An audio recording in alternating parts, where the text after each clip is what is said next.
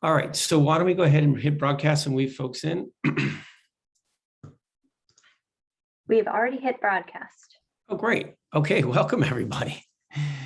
I can see the numbers rising, folks coming in, welcome. We'll get going in just a second once I see the numbers start to level off for all the observers we have today in this meeting of the Maine Climate Council. Thanks everybody for joining us. Give us just a second to get the numbers settled down as folks come in.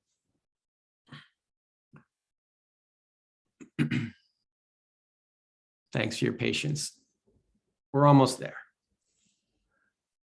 Okay, so good morning, everybody. My name is David Plum. If you haven't joined previously a meeting of the Maine Climate Council, my role here is just to help facilitate these meetings. Welcome. We have, you can see on the screen, members of the Maine Climate Council and key staff. And we're running this as a Zoom webinar today. And so thanks for everyone who's joining us as observers today as well. And thanks for joining our meeting. Nothing from my end in terms of, tech. We're all familiar with this. Stay on mute. And thanks for hanging in there on Zoom for another meeting. With that, let me go ahead and turn it over to your co-chairs, and I'll start with Hannah Pingree to kick us off. Hannah, do you want to start us off today? Yes, thank you, David, and thank you all for being on the ball. We were debating who has turned on the heat so far this year, and it does seem like the majority of the hardy Mainers have not, except those of us with heat pumps, like Ivan Fernandez, who have them on all the time. So again, welcome. We haven't been together as a climate council since last May, and we were reflecting back on the presentation then, and there was a lot up in the air. The legislature was meeting. There were major funding proposals in both the budget as well as the Maine Jobs and Recovery Plan, Maine's funding that comes through the American Rescue Plan.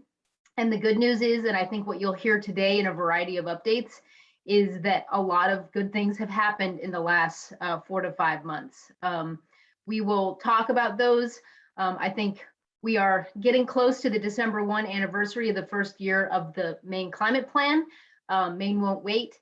But as we gear up for that, we are starting to reflect on how much has been accomplished, the fact that we now have funding to do a variety of things in our plan, and yet at the same time, there's still a ton of work yet to do. I know many of you, and we'll hear a little bit about it during the presentations today, are watching what's happening in Congress with climate action, with both the federal infrastructure bill as well as the Build Back Better bill.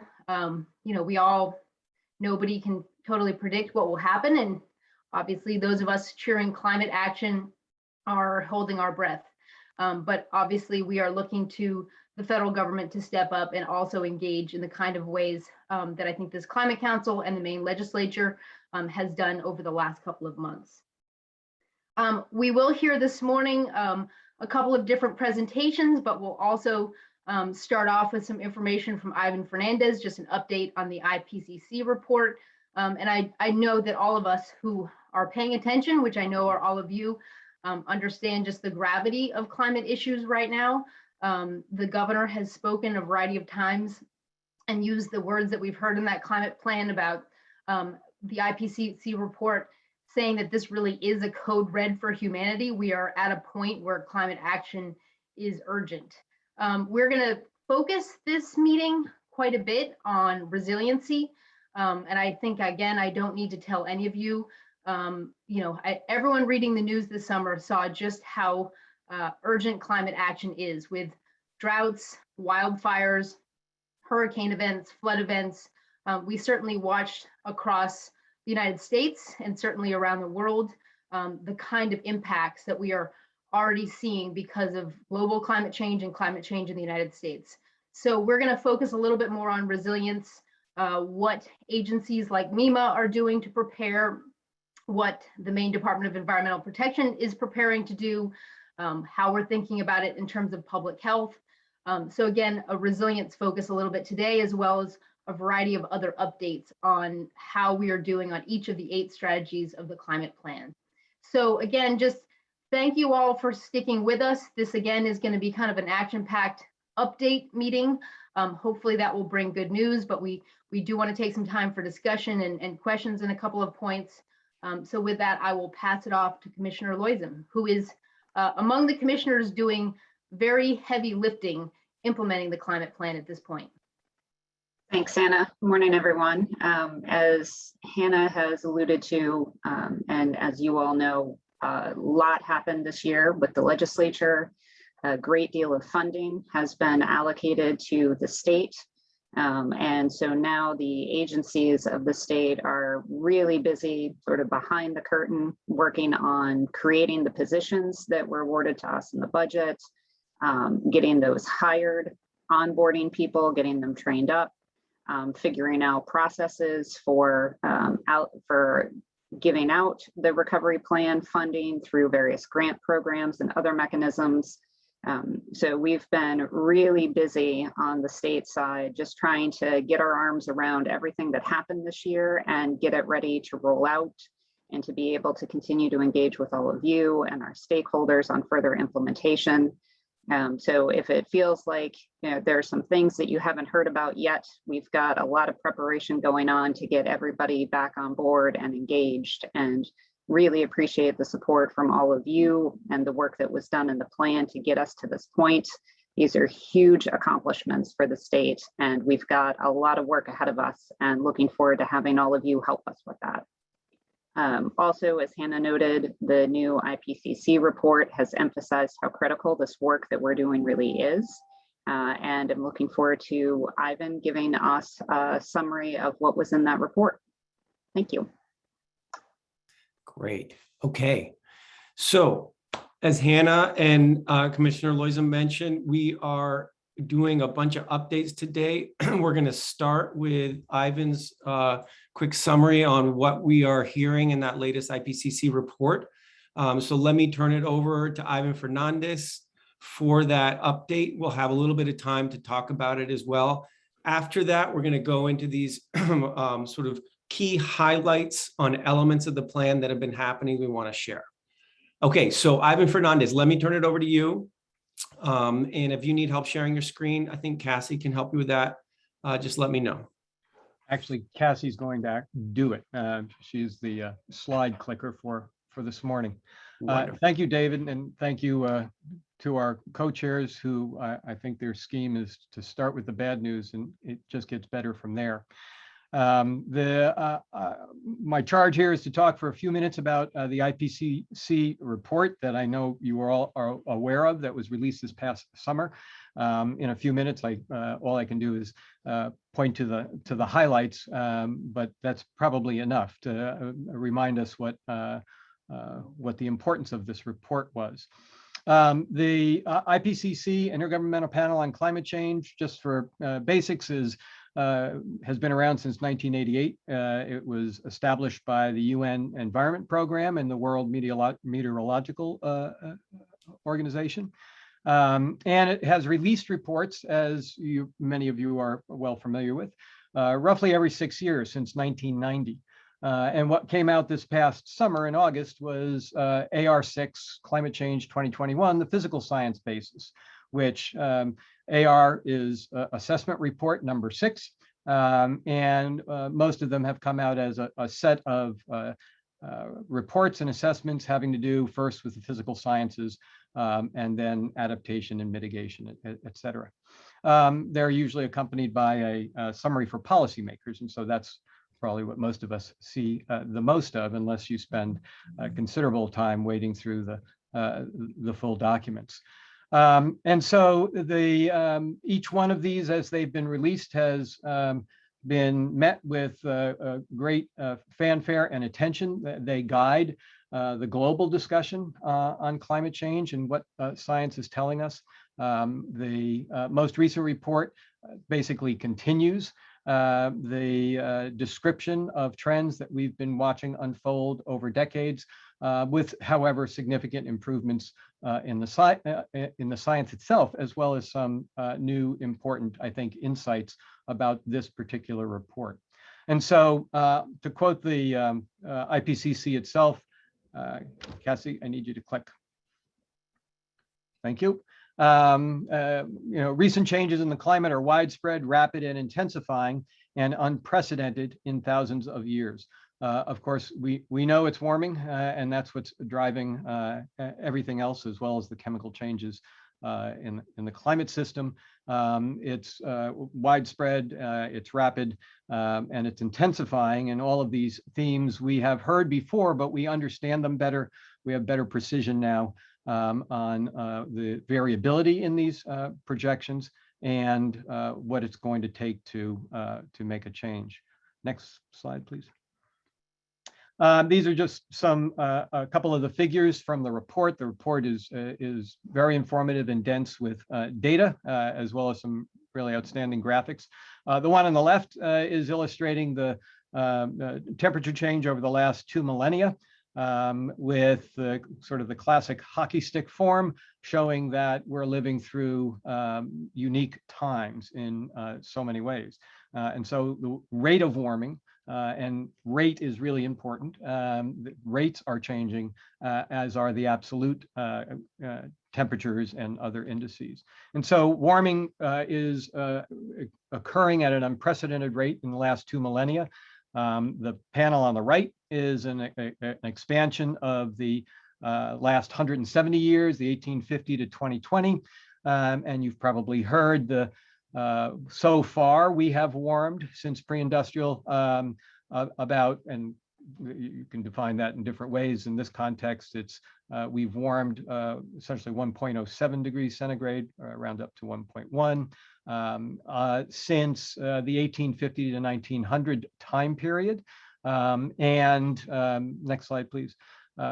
Each decade over the last 4 decades has been warmer than the last decade, which I think most of us recognize. Yeah, year-to-year variation, that's the squiggly line, of course, underneath that we're well aware of. But the average temperature is the baseline in the world in which we live is continuing to increase. Next slide, please. Warming is obviously not the only index of changing climate. There are many, and we're all familiar with them. The report notes the rising CO2 concentrations higher than the last 2 million years, and they continue to increase even with COVID. COVID diminished the rates of increase over the time, this recent year and a half. It did not change the fact that CO2 concentrations continue to increase. Sea level rise is faster than it's been in 3 millennia. Arctic sea ice is lower than it's been in 1,000 years, and glaciers around the planet are melting and retreating at unprecedented rates. Next slide, please. These and other indicators of our changing planetary system are having obvious impacts that we are aware of, that we read about now every day in the news. Extreme heat, heavy rainfall, both of which are occurring more frequently and with greater intensity. More frequent droughts that drive many consequences, particularly a risk to our food systems, as well as increased fire weather and incidences of fire. And here in the US, we are certainly transfixed with the mega fires of the Western United States year after year. And oceans around the planet are warming. They've done the heavy lifting. They've absorbed 91% of the heat that the planet has warmed. And they are acidifying. And as a result of those changes, they're also deoxygenating or losing oxygen. This is from the Ipcc report. This panel is essentially, obviously, the same sequence, but just a sidebar from what the Ipcc report talked about to remind us that, of course, all of this is happening at all scales, including here in the state of Maine. And so we have increased incidences of extreme heat. June, July, August, our summer mean temperature was the hottest on record. We have heat waves and high heat periods earlier in the summer. In June, there were heat alerts, and we had concerns and changed behaviors and made modifications to protect human health and other activities as a result of those increasingly common temperature extremes. Heavy rainfall, I made this slide before last weekend. I could have just said most of you just experienced last week, or many of you, not all, most of you, many of you last weekend, more of the 5-6 inch rainfall events in short periods of time. We had one in down East Maine last summer, June 9th, 5 inches in Acadia, 6 inches, I think, in Gouldsboro, with a significant amount of damage. Many of you are aware and have seen the stories of damaged carriage trails that lasted most of the summer to repair as a result of that event. Despite the additional rain, year after year, we are also experiencing drought.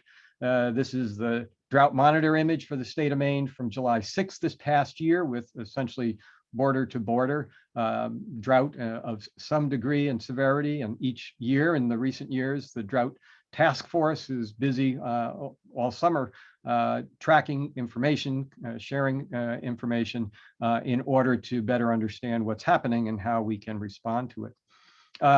We have increased rates of fire here in the state, but also we experience fire that happens elsewhere. And obviously we're not insulated. This is downtown Portland on July 28th, shrouded in smoke from the Western fires that traverse on the prevailing winds the entire continent. And we all are, many of you are experts on the science of our Gulf of Maine that's warming faster than most bodies of water and experiencing the stress of acidification and deoxygenation. Next slide, please. So IPCC reports that unless there are immediate, rapid, and large-scale reductions in greenhouse gas emissions, limiting warming to 1.5 degrees centigrade will be beyond reach. And this is probably the most compelling statement. This drives the statements of this report being an alert and a code red for humanity. Because the gap is closing in light of the lack of action prior to now, for us to avoid what we have now good science to say is in store beyond the next several decades. So just to be quick, next slide, please, Cass. This is my quick summary of the realities of it. Go ahead. It's warming. Go ahead. It's us. It's speeding up. It's affecting everywhere on the planet. And the IPCC report points out and documents in a really nice fashion the degree of evidence across the planet for various impacts. Some changes are irreversible. We will never experience a reverse of rising sea levels, ocean acidification, melting glaciers in human experience. But many other indicators we can and need to slow, and certainly the rates of change we can reverse. Tipping points, which are much more poorly understood and integrated into our projections of the future, of course, as we continue along the pathway, grow closer and become an even greater risk. So now's the time to invest in our own resilience and the resilience of our ecosystems. The changes over the next 2 to 3 decades are baked in. Anything we do now is not going to reverse those changes because what we're experiencing now and for the next several decades is a function of what we have done up until now. And so our challenge is what we do now going forward is going to influence most profoundly what happens later in this century, essentially beyond 2050. And then one more click. Sort of profoundly to me, this is the last IPCC assessment report that we will receive while there's still a chance to do what needs to be done to limit greenhouse gases and at the same time build our resilience to avoid the worst of climate warming and its related consequences past 1.5 degrees centigrade, which the divergence occurs most dramatically after the middle of the century. And so the work of the council is so incredibly important because we have a plan and we have actions underway. This is probably the coolest, on average, the coolest year, the year with the least number of extreme events, the least costs as a result of climate change, and the fewest deaths from climate impacts that we will experience for the remainder of the century. Our challenge is to bend the curve and to do it with the sense of urgency that is called for. So I look forward to the discussions and the updates, and I'm honored to be part of this critically important work for the state of Maine. Thanks. Thanks, Ivan. Okay, so a little depressing for sure. However, the question for all of us, we don't really have time for a big discussion, but I just dropped something in the chat, and I'll ask Climate Council counselors to click on that link, and it asks you a question. And we're going to look at the results real quick as a quick hit thing of this, which is, how does this change the context for our work? How is this making the stakes different? How are things changing for us as a climate council that's in charge of helping the state of Maine do smart climate work? So if folks can just write a quick one short sentence, we're going to look at it and together as results come in, I'll share my screen. And here I'll start sharing my screen so everybody can see what we have here. All right, so I'm just sharing the results as they come in. They should update automatically. If they don't, I will figure out technology. Let me just refresh this screen and see if it does better. There we go. Okay. Right. Underscores urgency now, right? Urgency, urgency. That's what we're seeing in this. Let's see a few more responses for folks. Act quickly, ensure accountability, right? That's what's going through your heads as a climate council. A few more, and then we'll move on to hear what we're doing in the face of this need to act urgently.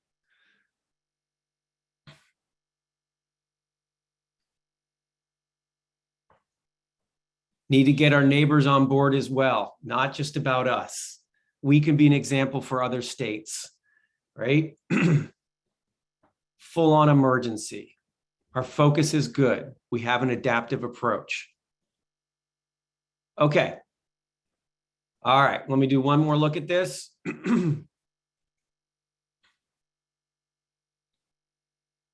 Great. Okay, we're getting a sense of where your heads are at, and that's important. All right, so thanks, Ivan. Thanks, everybody, for this. Let's go right into what's going on in the state right now around the climate action plan. I'll stop my sharing. I'll make a printout of this for you all, and we'll send it out in the meeting minutes so we have the actual results for you to look at. Okay, so we've got lined up a set of conversations now about the different components of the climate action plan you all approved December 1st last year and announced. We're going to start with transportation, in part because it's important, and also because Joyce Taylor at DOT has a window here to be with us, and we want to take advantage of that window. So our first stop in our quick hits is going to be transportation. We've asked folks to present for literally 3 to 5 minutes, so that's a hard ask of folks. But we're going to do quick hits of 3 to 5 minutes on some of these. And then on resilience, we're going to go a little bit longer because we really want to put an emphasis today on the resilience piece. But let's start with transportation, take advantage of Joyce being with us. Joyce, take it away. All right. Please. Thank you, David. Commissioner Van Note sends his regrets. He has a conflict with this time. The first thing I want to do is just talk about some of the funding that's out there and these bills that we've all been hearing about in Congress. There's the American Rescue Plan Act, which is exciting because it has $150 million to expand on broadband, which gets to the goal of less vehicle miles traveled. $8 million for municipal and public electric vehicle charging, $5 million for workforce transportation pilot projects, and I'll explain some of the synergy with climate there, and $20 million for adaptation and climate resilient local infrastructure. And I think there's going to be more money for that in the infrastructure bill. So the federal infrastructure bill and Build Back Better, just a few key points: modernize public transit and passenger and freight rail service, build EV charging infrastructure network, and then rebate tax incentives for American-made EVs and zero and low emission buses. So let's focus on the what has been happening part of the program here. So if you want to go to the next slide, Cassie. I'm really excited to tell you that there's a number of things that have been going on in terms of electric vehicles. GoPIF and a lot of other state agencies have been working on the clean transportation roadmap. And really that's to look at different policy levers, programs, and regulatory changes to really help us be able to address transportation emission goals and our overall emission goals. And that's due December 15th of this year. Maine DOT and Efficiency Maine have been working on an electric vehicle charging infrastructure gap analysis. And we've identified in particular sort of a phase one of where should the next level 3s go, and really trying to fill in gaps like Aroostook County, Washington County, down east, and some of those other areas where we really don't have the level 3s yet. And so hopefully we'll be able to put out an RFP early next year is the goal for that. Maine DOT is working on an RFP that's out on the street right now to look at electrifying our transit infrastructure. It really, I would say, is a medium level study in that we're trying to work with the transit agencies that wanted to participate and identify, where do you have to have your electric power source? How big does your building have to be? Where would your chargers go? What kind of power do you need? What would your routes look like? What bus is best for you? So we're hoping that that will help them be prepared for what we think is money coming to electrify transit. So that's very exciting. We also are working with Maine Turnpike to take back the Go Maine program, which is a ride sharing program. Of course, in the middle of COVID, it's a little bit awkward to try to push people to ride share, but we're hoping that we can get some businesses to launch this with us and do some van services. We probably have some capital money to help rent vans for businesses. So that's something that we're looking at is to try to get some folks who might need workers, which we all hear workers are needed, to see if there's a way that we can work with you on a ride sharing program through a van or some other method. Or, we've had conversations about even trying to rent electric vehicles and do ride sharing through those. So there's a lot of discussion on that.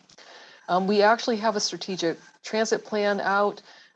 Honestly, we can buy all the electric buses in the world, but if nobody wants to ride them, it's not going to make a fig difference. So we've got to figure out how to change ridership and get people here to do it, with a huge emphasis on rural transit and trying to get serve the needs of the rural population. We've been working with Department of Labor, DHHS, and recently DECD on doing some pilot programs for workforce transportation, with the eye that if we can combine rides and have less vehicle miles traveled, we really want to launch some pilots and get going on something and not just overthink it. So we're getting ready to put out an RFP to see who's out there who might want to take advantage of some money.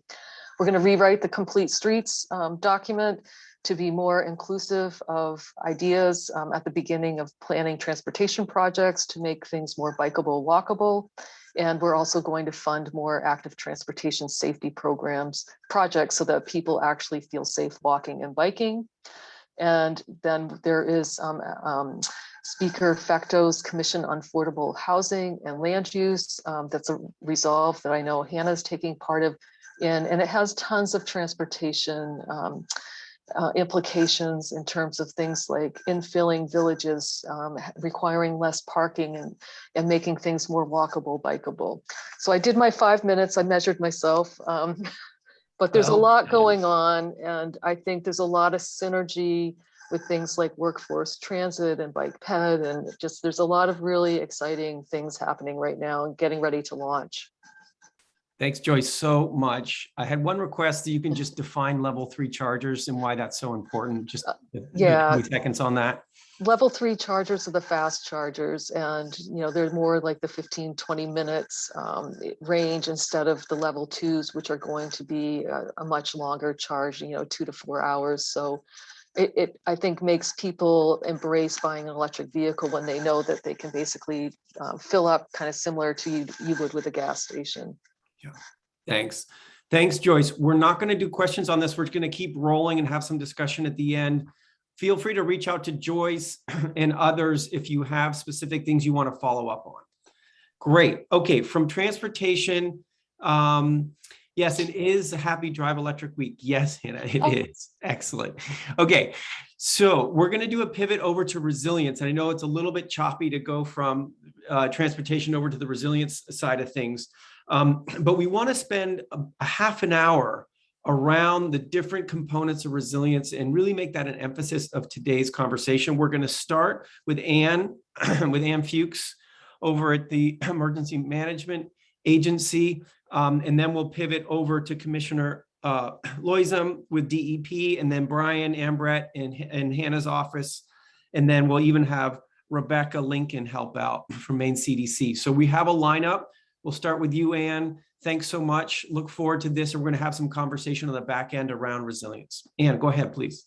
Sounds fabulous. Thank you, David. And thank you for the opportunity to kind of first recap on some of our discussions previously and also announce some of our funding opportunities, which are exciting announcements to disseminate far and wide. But first and foremost, I just want to extend apologies on behalf of Major General Farnham. He's currently overseas and simply wasn't able to attend this meeting, but I'm more than happy to be here in his stead. So kicking off first, just with that recap, as you can see from this slide, disasters globally are increasing in frequency as well as cost internationally. Overall losses from worldwide natural catastrophes in 2020 totaled $210 billion, including 22 separate billion-dollar weather and climate disasters in the US alone. So what that means from 2020 in the US is that we looked at about 95 billion in accumulated damages. So based on data collected across federal agencies between 1980 and 2020, as you can see from the screen, disasters are undisputably increasing in both frequency and expense. Some of that is just because we have more assets at risk, therefore we have more exposure. Some of it has to do with vulnerability of such assets. And then also the increase in frequency and in some cases intensity due to climate change. So with this increase in storm damages comes an increased awareness of that our current model really isn't postured to the best of its ability. So historically, what we've been doing as far as FEMA and multiple federal agencies is pouring a lot of funding into the response and in turn the recovery side of emergency management in support of those local entities. What we need to be doing, and we're very fortunate at this point that both our presidential and gubernatorial representation is very cognizant of, is really investing in that mitigation or pre-disaster side of the conversation. So it is a hugely exciting time. ARPA funds were mentioned by Joyce, and in turn, I believe they'll be dug into a little further by Brian. A couple of presentations down the road. We mentioned the infrastructure bill and Build Back Better, which are initiatives we're all anxiously awaiting further information on. But in turn, this is just, it's doubling down on the fact that there's a lot of attention in the right spot right now with just an influx of federal funding to support these pre-disaster initiatives. So in turn, reducing those costs after a disaster rolls through the area. Next slide, please. So while we do understand there's a lot of initiatives at the federal level right now, we're waiting to hear back on. I'm more than happy to announce several funding streams which are open and do currently exist that very much address resilience, climate change, and in turn mitigation or reduction in risk for communities when it comes to natural disaster. So for MEMA alone, Maine Emergency Management Agency, we work directly with FEMA. FEMA's hazard mitigation program has their hazard mitigation assistance funding opportunities, of which there are currently 3 open opportunities, are the ones on the screen here. The first one is hazard mitigation grant program. This came as a surprise to a lot of states across the nation. This funding is tied to disasters specifically. We've been in an atypical scenario where for COVID-19, which ended up being covered under the Stafford Act and in turn obligated to FEMA to oversee, hazard mitigation funding is tied to damages associated with COVID-19. We weren't expecting this opportunity to be kind of checked on and approved by the president. However, just about 2 months back, we found out the state of Maine will be receiving just over $4 million in state competitive disaster-related funding dollars. There's a climate resilience push for this initiative. So the intent is to utilize this funding to improve infrastructure in a manner that increases resilience for the state of Maine. Again, this is an open funding opportunity and it's state competitive, which is big for the state of Maine because there's plenty of nationally competitive opportunities. But as far as competing against California and Florida and Texas, we really thrive when we have just state dollars to utilize. So this is a big one to help disseminate if possible. The next one is building resilient infrastructure in communities, the Bric grant program, which was just released last year for its pilot. After receiving a bunch of feedback from state hazard mitigation officers and EMAs across the country, what FEMA decided to do is allocate a bit more money to the set aside portion of this grant program, state set aside, excuse me. So even though there's about 1 billion available nationally for mitigation projects like flood reduction projects, planning initiatives, building scope projects, so on and so forth, 500 million of that is being allocated, 500,000 is being allocated to the state of Maine for planning initiatives, building code projects, and then the other 500 million is allocated to the state of Maine specifically for mitigation projects. So another great initiative when in turn you combine Bric and HMGP, there's just over 5 million available just to the state of Maine to utilize for climate resiliency / mitigation projects. The last opportunity is the Flood Mitigation Assistance Program, another annual grant opportunity in which nationally over 160 million is available. The kicker with this one is that it has to be tied to flood reduction insurance claims with the National Flood Insurance Program. Representative Bloom did ask a couple weeks back if you could expand that across different types of infrastructure, such as for roads, but this specifically is tied to buildings and flood reduction claims. But it is an available opportunity. If you want any further information on any of these initiatives, you can go to NEMA's mitigation grants portion of our website, which is listed at the bottom, or your best bet is actually to reach out to our state hazard mitigation officer, Ms. Heather Dumais. She's more than happy to answer any questions. And of course, there's far more initiatives going on at NEMA. However, just to focus on funding updates for now, that's what I have for the group. And I'm happy to take questions, David, when it works out down the line. Super. Thanks, Ann. Helpful information there, folks. All right, let's pivot over to DEP. And Melanie, take it away, please. Thanks, David. So just briefly, because I think many of you are aware of LD 1572, the resolve to evaluate sea level rise and to incorporate that into the rules and laws that DEP and 7 other agencies of state government administer, which was sponsored by Representative Bloom. This was an important step to put into place the recommendations of the Science and Technical Subcommittee for the state to plan for and prepare for sea level rise of 1.5 feet by 2050 and 4 feet by 2100. The purpose of this is to provide clear guidance to all state agencies, municipalities, and others as they're designing projects, for instance, utilizing the kind of funds that Annie just described.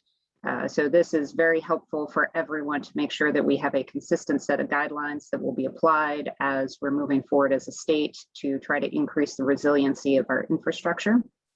Next slide.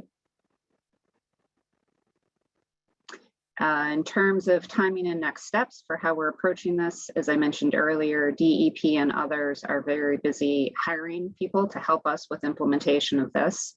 We're also interacting with our other agencies, talking about interrelationships between our rules and our laws, evaluating all of the recommendations that have been provided by this council and by stakeholders over the last few years. So we're not remaking the wheel. We are compiling and consolidating to bring forward recommendations for our stakeholders and legislators. We are reporting back to the legislature in January of 2022 on any changes that are necessary in statute to be able to move forward with implementation of those sea level rise recommendations, as well as other resiliency measures. And then are planning over the next couple of years to be making accompanying changes to the various regulatory programs, requirements, policies, and guidance that would implement those sea level rise projections, including establishing some consistent modeling methods. To move beyond conversations about whether or not to use the bathtub model, but to really have something, some tools that everyone is applying consistently to help us ensure that these projects that will be funded will really achieve the necessary benefits that we need to increase the resiliency of the state. And that's it.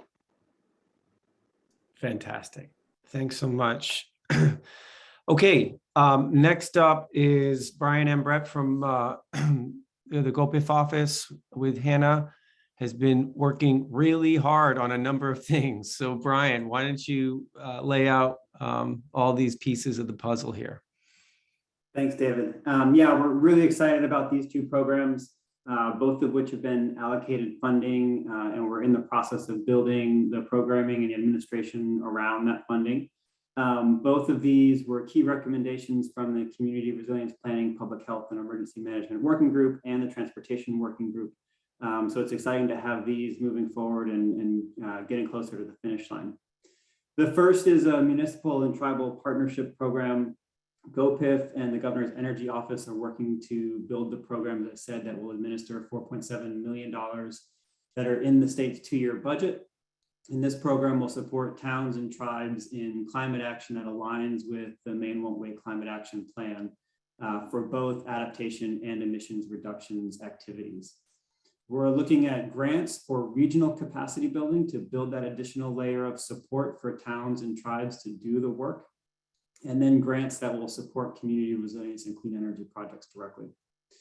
The hope is that will help communities become ready to take advantage of larger investment opportunities like the ones that you just heard about from Ann and Joyce. And this project builds out and builds upon the community resilience pilot project that's in progress right now in 8 communities around the state. So we're looking to draw lessons from that program about engaging with communities, the types of technical assistance that they need, and what their priorities look like. We'll be doing stakeholder work over the coming month or so around the concept for this program, and we're targeting late November, December to launch it. And speaking of those larger state opportunities that we're hoping communities will be able to prepare for, the Infrastructure Adaptation Fund is in development over at the Department of Transportation with support from GoPIF and MEMA and others. And this program will manage the $20 million from the state's ARPA allocation. And it's being organized as a pilot project. So we have the opportunity to learn from it and iterate on it to support projects that will address adaptation and climate resilient infrastructure improvements. We're hoping that this fund will fill gaps between existing infrastructure programs so that we're not duplicating the work that's already being done, for example, in the culvert program or in wastewater. And the fund will not only support construction, but also the scoping and design and engineering that's needed so that we have a really robust pipeline of infrastructure projects around the state that are ready for funding when those federal opportunities arise. So we're thinking really hard with this one in particular about how project designs can consider future climate projections and really be that climate ready, climate resilient types of projects. We intend both of these programs to be complementary with one another and to reinforce programs, as I said, that already exist around the state so that communities have opportunities here to build those pipelines, to think about resiliency in their infrastructure projects and think about clean energy around town, around their communities. We will have more information on both of these to share with you in the coming months. As I said, we're looking towards the end of the year for launch. And we're really thankful for all of you who have provided feedback already or who will be partners on these projects when they get closer to launch. So stay tuned, really exciting things coming here. And I'm going to hand off to Rebecca Lincoln to talk about some great work happening at Maine CDC.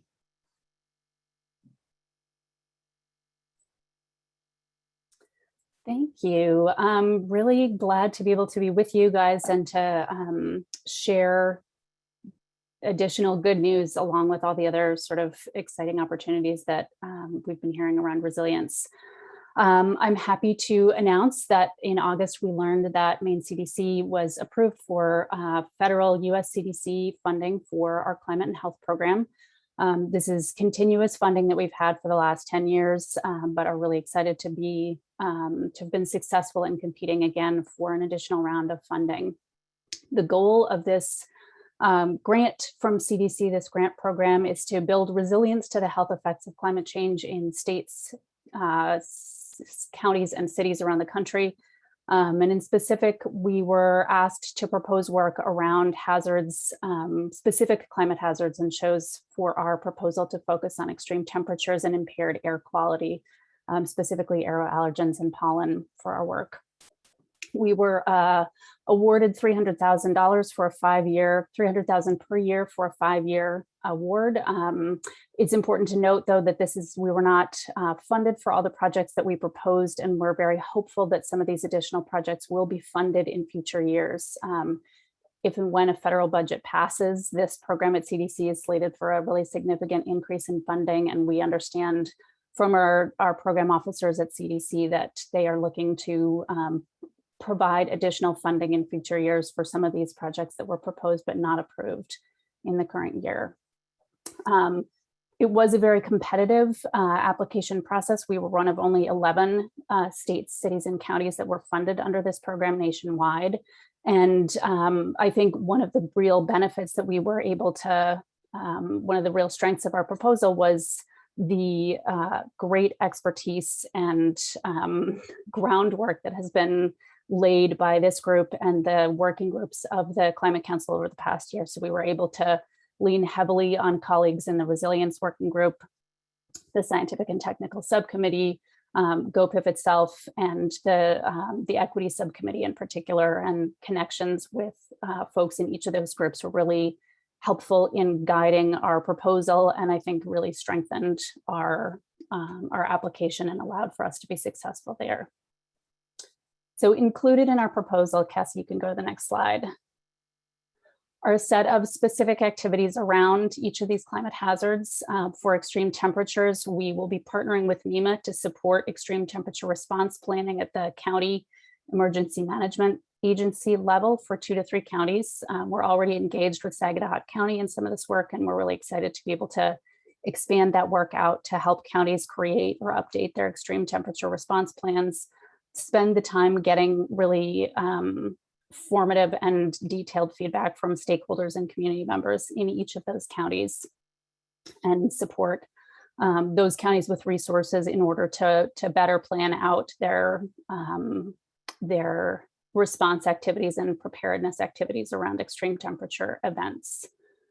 We'll also be developing an extreme temperature community resilience guidebook in the first year of this award, and that's work that we're really excited to be able to integrate, I think, with the community resilience pilot projects that Brian mentioned and the further expansion of that funding. So working with funded communities and getting feedback from those communities on the needs and suggestions around this type of product, so that we can provide technical assistance and specific guidelines to communities that would like to become more resilient to extreme temperature.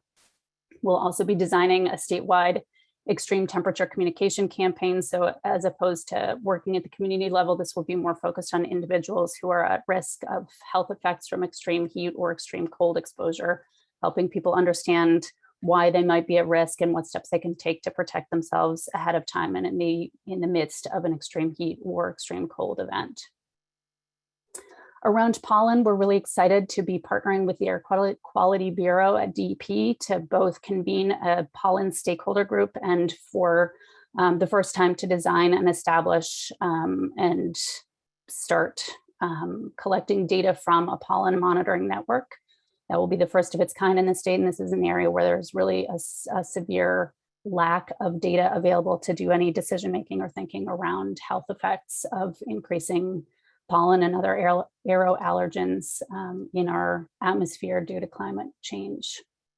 And finally, this grant provides for explicit work around capacity building at our agency level. So we'll be building out climate and health data dashboards, again, in partnership with GoPIF and taking advantage of the climate science dashboard platform that has already been established to really expand the data and measures provided that are health relevant, both health outcome data, but also vulnerability, resilience, and exposure data in terms of the direct climate measures. We'll also be expanding Maine CDC's capacity for this climate and health work. That includes both hiring a full-time staff person who will work on this project and give us additional depth in this area at the agency, but also training existing staff in climate and health science and appropriate methods for doing this work, which we're really excited about.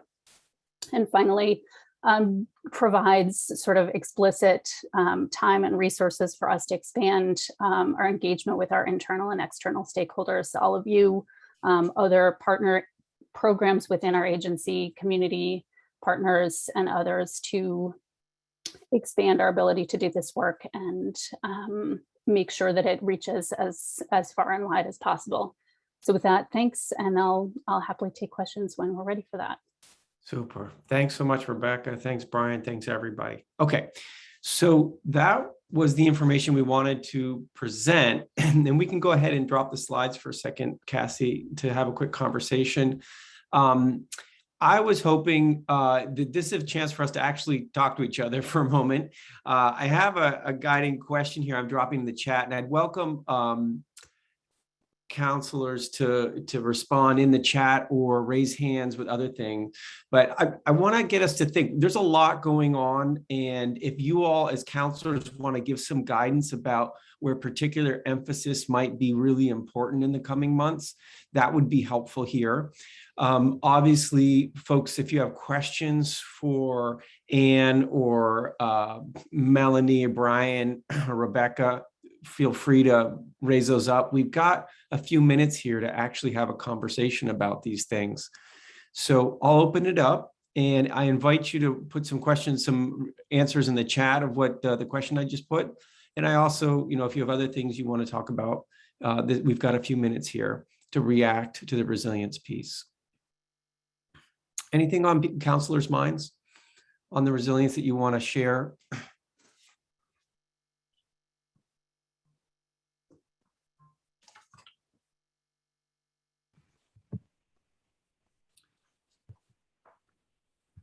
Okay. It is a shocking amount of work that's going on. So last call here, folks, if you have questions about the resilience work, or you have some guidance for all these folks that are working really hard on it. Ken, were you trying to say something?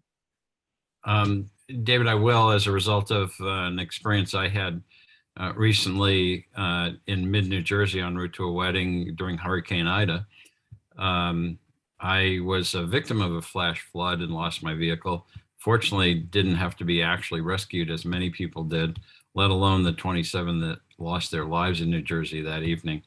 But it was brought home to me quite clearly that apart from electric system reliability, which is critical, road system reliability is also quite critical, as are rescue first responders. And then importantly, after the rescue, the responders have to park the people they've rescued somewhere safe, hopefully warm, hopefully with some sustenance.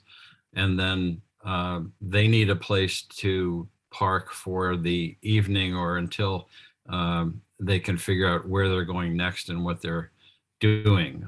With the kindness of strangers, my wife and I managed that quite serendipitously and well, but that's probably not always the case, and was not a societal function, an emergency function, a resilience function that was clear to me prior to that experience. Thank you. Thanks, Ken. Sounds scary. Okay. Other things folks want to say, I'm noticing this stuff in the chat. Thanks, Anya, Sandy, Kate. Thanks for that input. Anything else folks want to lift up right now on this? I will just say, resilient- David, we did get in the chat, Anya asked specifically about tick-borne illnesses. I don't know if Rebecca wants to comment on that. Sure. Yeah, it's a great question. Thank you. I know it was a really key focus of that piece of the recommendations, and it's work that we have been funded previously to do under this award. It was a very large piece of the work we did under previous CDC climate and health grants.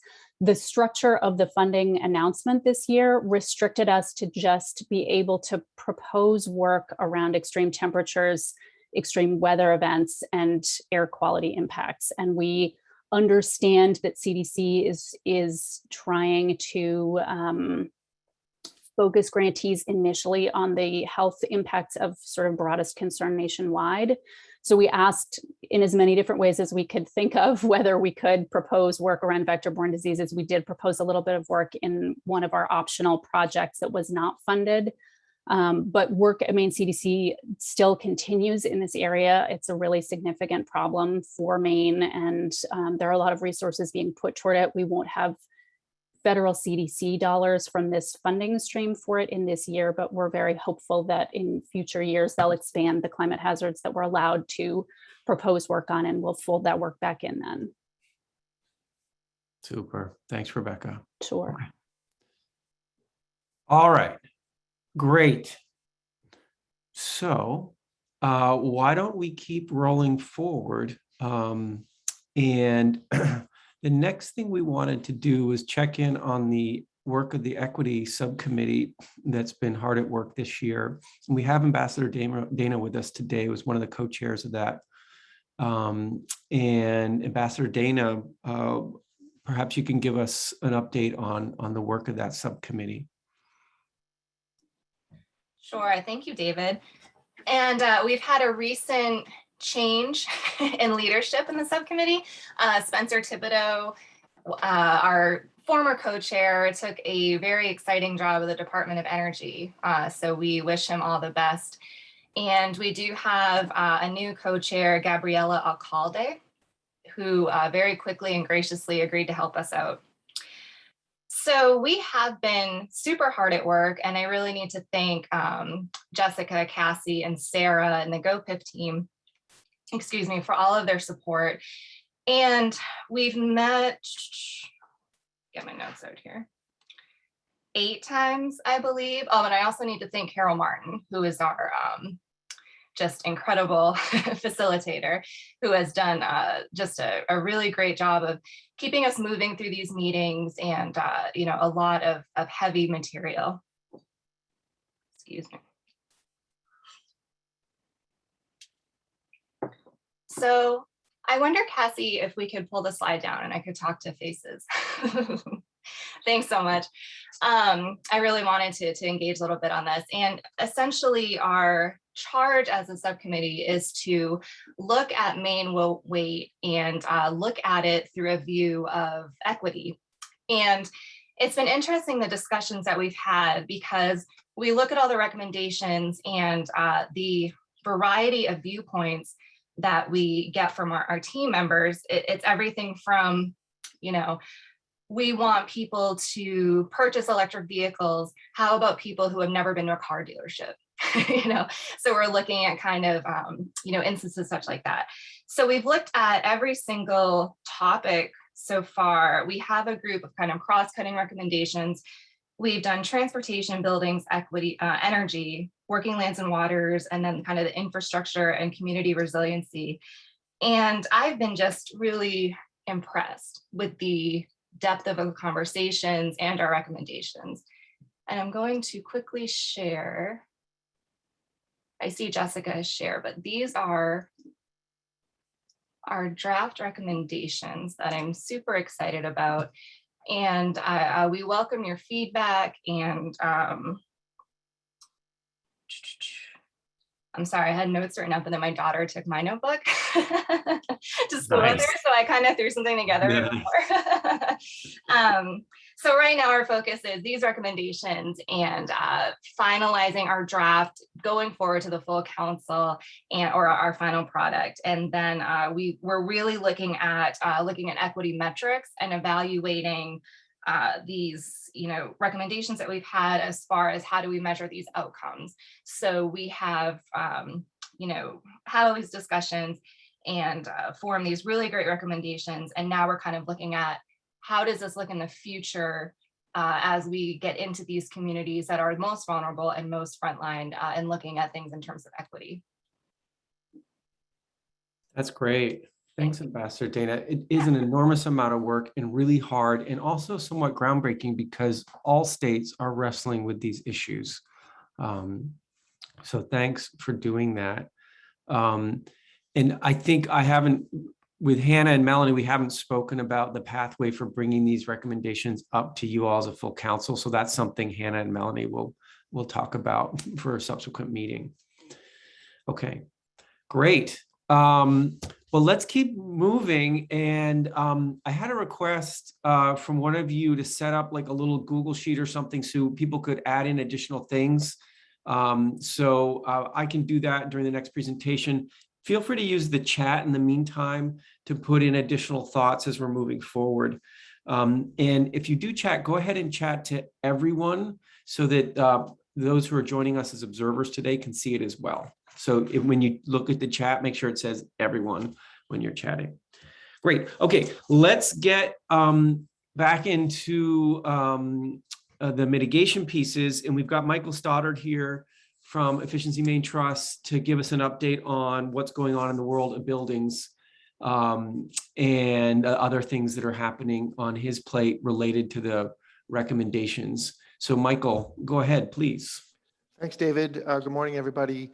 It's been a pretty busy quarter between the wrapping up of the legislature and the activity that's been going on at the federal level. So I'll start with some federal level updates.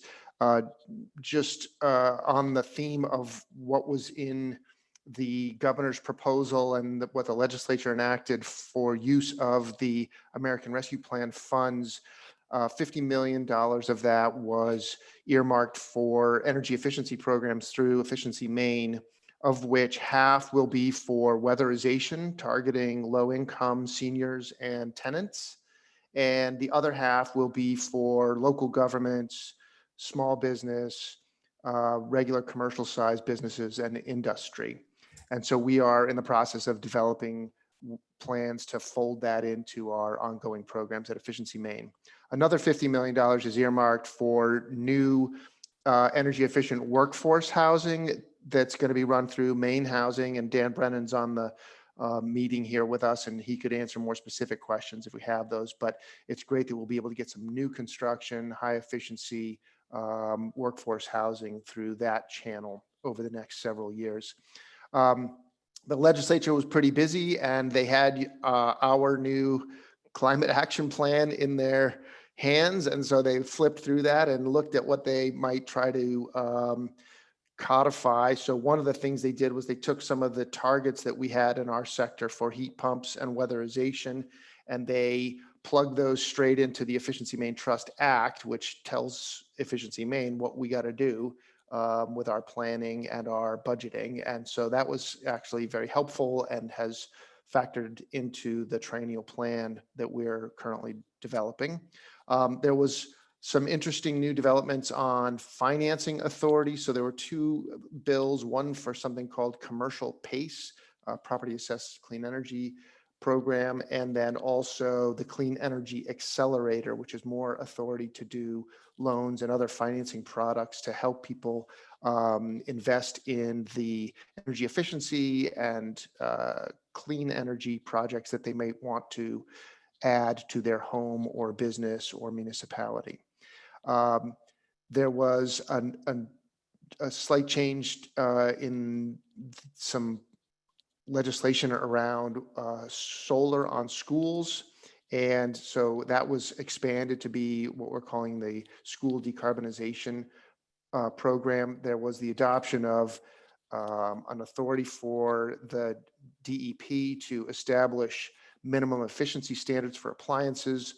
There was new legislation regulating HFCs and other high global warming potential substances, mostly found in insulation products and in refrigeration products and air conditioning refrigerants. And then there was also the establishment of the Thermal Energy Investment Program. Finally, there was an energy storage bill that was enacted and directed Efficiency Maine to do pilot projects and some other things. And we're lucky that we're going to have some of these new ARPA funds that will help us do that. And then remains to be seen what will come out of the federal infrastructure legislation that is being debated right now. But obviously, all of the things I was just talking about are in those different pieces of legislation. Next slide, please. And then just in terms of delivery, I'll just hit a couple of the high points very quickly. Heat pumps is probably the most notable. In 2020, our programs installed, helped consumers install about 12,000 heat pump units. And this past fiscal year, we were able to increase that up to 28,000. So a really significant jump. It's not only good news in terms of just those homes now having a much lower carbon footprint and much more energy efficiency and lower energy costs, but that trajectory really tells you something about our state's ability to scale up and the workforce ability to scale up and supply this service to the Maine marketplace, which enables us to say that we are on our goal to hit the targets for 2025 of 100,000 new heat pumps. And you may or may not recall that the targets we had for the Maine Climate Council for 2030 were significantly above that. They're up around 500,000 heat pump units by 2030. So we need to see this kind of acceleration in this marketplace, and we are seeing it. So that's a really great story. Building codes was a big part of Strategy B, and the MUBEC board has made progress on that and did adopt the most recent generation. That board is now in the process of thinking about the next most current edition of the codes, and I'm confident we will get that done soon. And then finally, just a couple of weeks ago, we kicked off the task force on industrial innovation, which was the Strategy B and I think maybe Strategy C recommendations for how to work with Maine's large manufacturers and other large energy consumers to study ways and maybe pilot ways that we can not only hold their emissions flat for the remainder of this decade, but then start to put them on a pathway to decarbonizing over the long term. And that's it. Wonderful. Okay.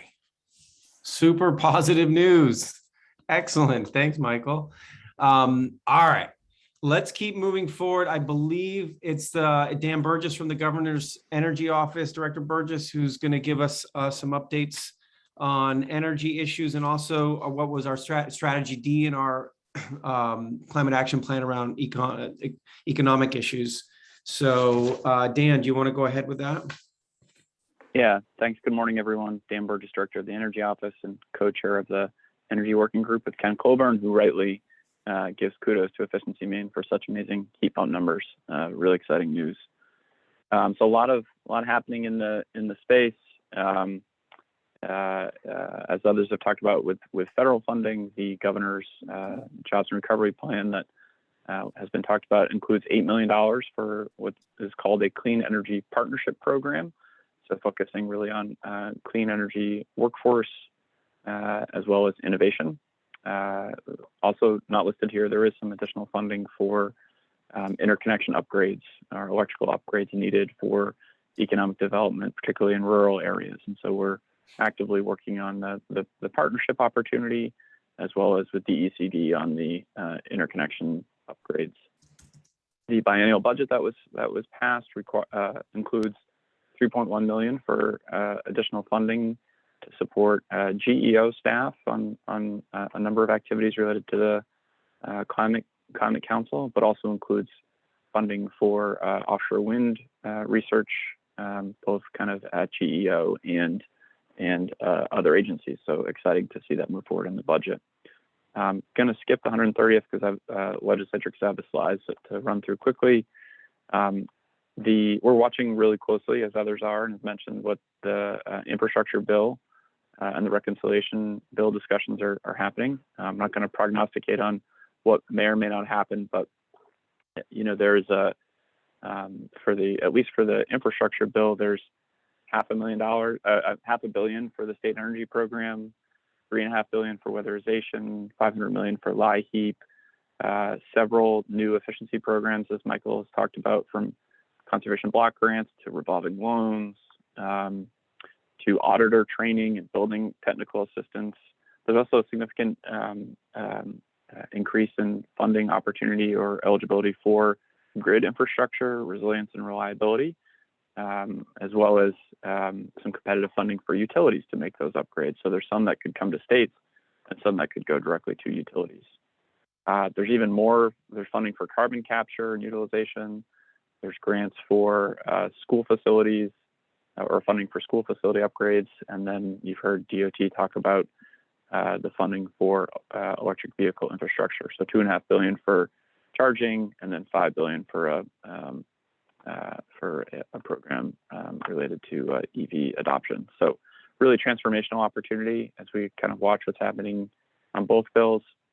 And the reconciliation bill, there is funding, or there's a program called the Clean Energy Performance Program or Payment Program, which is similar to a clean electricity standard or clean energy standard, could have potential impacts for more aggressive action related to the electricity sector in Maine, and so we're watching that closely as well. Next slide. I won't go through all of these, but as Michael mentioned, it was a very busy end of the legislative session, including legislation around solar, distributed generation, storage, and we are actually beginning around citing of some of those projects, and I'll go through some of that next slide. Really landmark legislation related to offshore wind, both advancing in a bipartisan fashion the research array power purchase agreement and establishing a moratorium in state waters, so just 3 miles off the coast and in, while also setting up a research consortium to look at offshore wind research that's necessary. Michael mentioned the financing opportunities and CPACE, an accelerator program, and a wood investment program. And again, more on electric vehicles, appliance standards, microgrids, just a very long list of continued activity. Next slide. So looking at just some specifics so folks are aware, the governor announced the Clean Energy Innovation Challenge in partnership with MTI to begin making investments in companies that are innovating here in Maine around clean energy. And they've set aside $500,000 for that and made 2 awards in June. So an exciting start to looking at putting more funding towards clean energy innovation. We've launched the Offshore Wind Roadmap, which includes a structure actually not dissimilar from the Climate Council, but has an advisory council and then different working groups to look at really the economic development opportunities that come with offshore wind. We are launching tomorrow a distributed generation stakeholder group to look at where are we at from particularly solar today, what are the updates of the programs and opportunities, and then where can we go for future programming or needs for the state in order to meet our targets. And then we are finalizing an RFP for an energy storage study, which is due the first quarter of next year. So a very busy time for our office and for all things related to Strategy D, but exciting to see the progress. Thanks, Dan. Yeah, busy indeed. Great. Okay, let's keep moving. We next up are natural resource industry strategy, D, I guess, or E, and then natural working lands. We've got Commissioner Amanda Beal with us today to help us with that. So Commissioner Beal, go ahead, please. Yes, hi everybody, good to see you all. I'll continue the theme of there's a lot going on. So I'm just going to highlight some of the actions that are in progress right now that we can put a spotlight on related to strategies D and E. So the first one you see here, $50 million. So it was proposed originally in the governor's Maine Jobs and Recovery Plan and approved by the legislature. State ARPA funds in the amount of $50 million have been allocated to address economic disruption in our heritage industries. So what this looks like is $20 million will be routed through the Maine Technology Institute to support R&D and forest product innovation with an eye toward modern, efficient building products and energy solutions. And so this supports our Climate Action Plan goal to grow Maine's forest products industry through bioproduct innovation, supporting economic growth and sustainable forest management and preservation of working lands. And then there's another $20 million of that 50 that will be dedicated to investments in agriculture and food processing infrastructure, and $10 million will support seafood facilities and processing. And both of these efforts can increase resilience in these sectors and also help to move us toward the goal stated in the Climate Action Plan to increase the amount of food consumed in Maine from state food producers from 10 to 20% by 2025 and 30% by 2030 through local food system development. And then in the biennial budget, we had a big win. There's $40 million available for investment through the Land for Maine's Future program. So this directly supports our Climate Action Plan goal to increase by 2030 the total acreage of conserved lands in the state to 30%. Through voluntary focused purchases of land and working forest or farm conservation easements. And then there is $3 million originally proposed in the governor's budget and then approved by the legislature as a use for ARPA funds.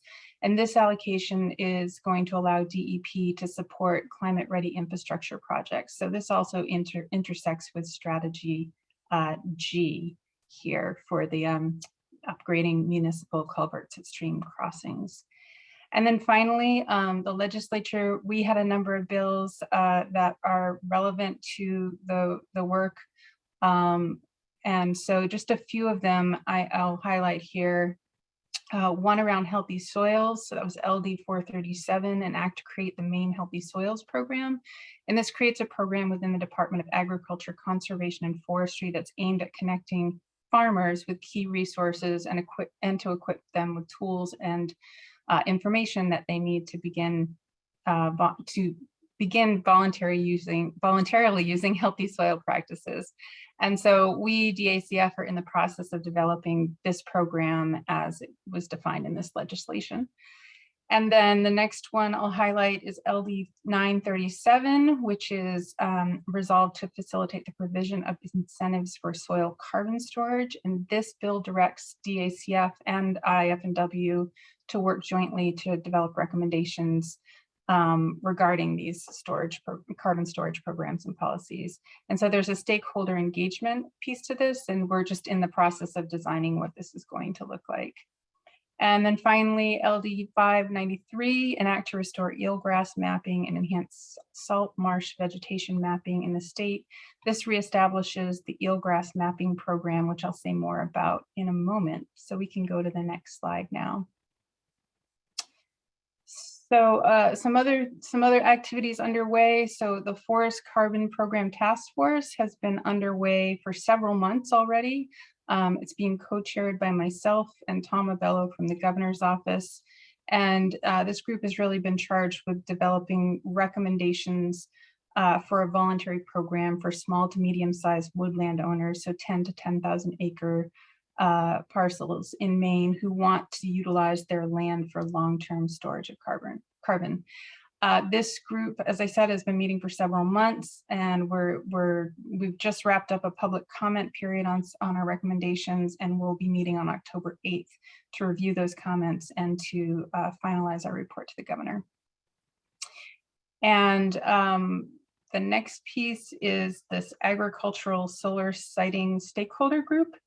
And so this group is also, the work of this group is also well underway, having been meeting for several months, co-chaired by Nancy McBrady in our department, DACF. She's the director of the Bureau of Agriculture, Food and Rural Resources, and also Selena Cunningham, who's the deputy director of the governor's energy office. And so they've been working to really develop a set of proposals to protect Maine's agricultural and other natural resources, while at the same time ensuring increased solar energy development. And they are working on a report that will be due to the legislature in December.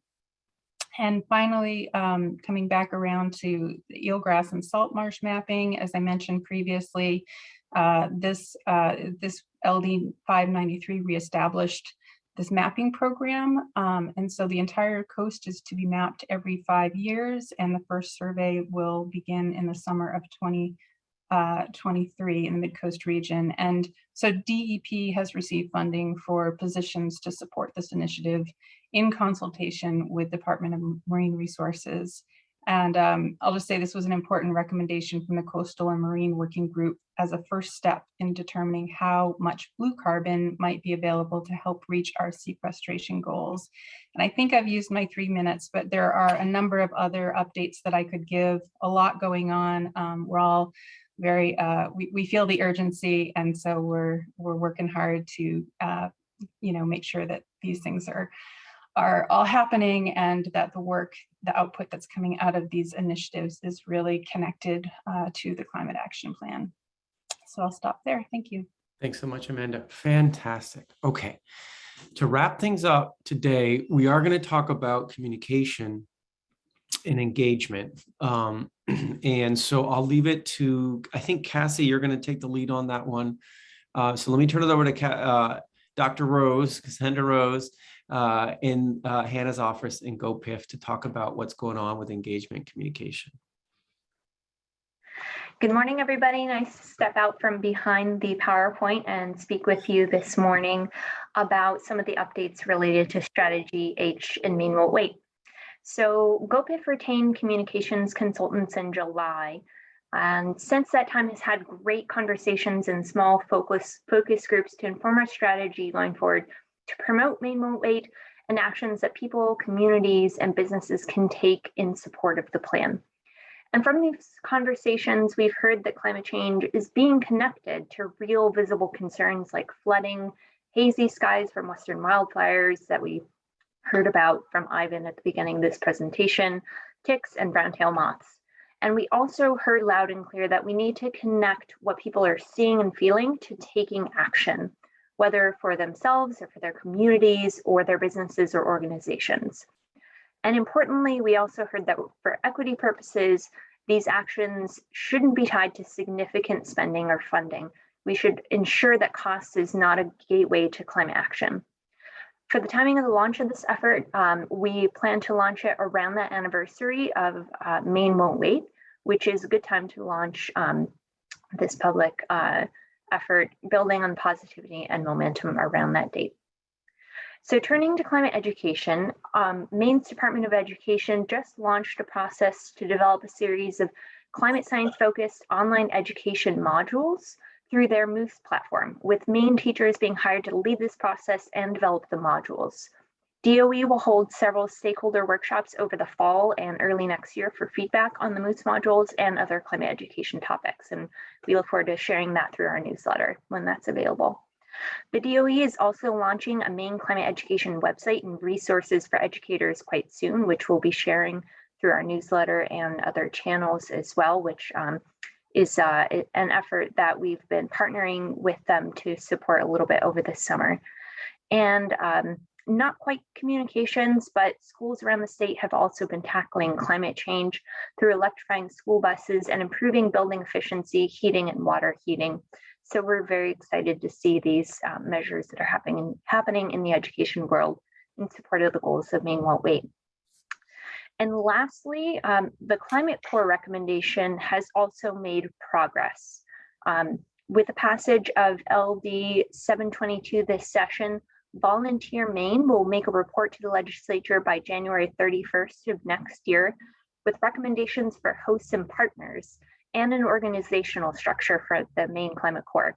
With the information that gathered in support of the report from interviews with Maine nonprofits, AmeriCorps programs, businesses and government agencies, as well as other Climate Corps programs throughout the country.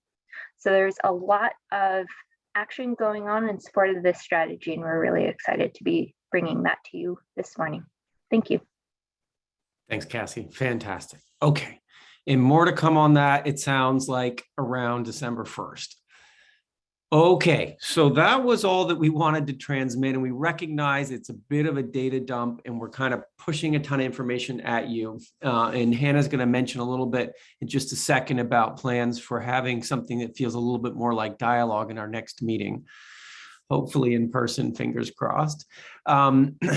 Before we do that, we just have like 1 minute. If anybody wants to shout out something, feel free to use the chat to any kind of reactions, guidance, thoughts that we want to share before we close up today. So I'll just leave it open. If anybody has something burning that they really want to say, now's a great time to say it. David, this is Representative Lydia Bloom. I can't Hi. raise my hand. Hi. I really feel like this urgency with the IPCC report for our mitigation efforts. And I guess it comes down to workforce development. How I would like to see more detail on exactly what are we doing to create a workforce that can do this work and spend this money.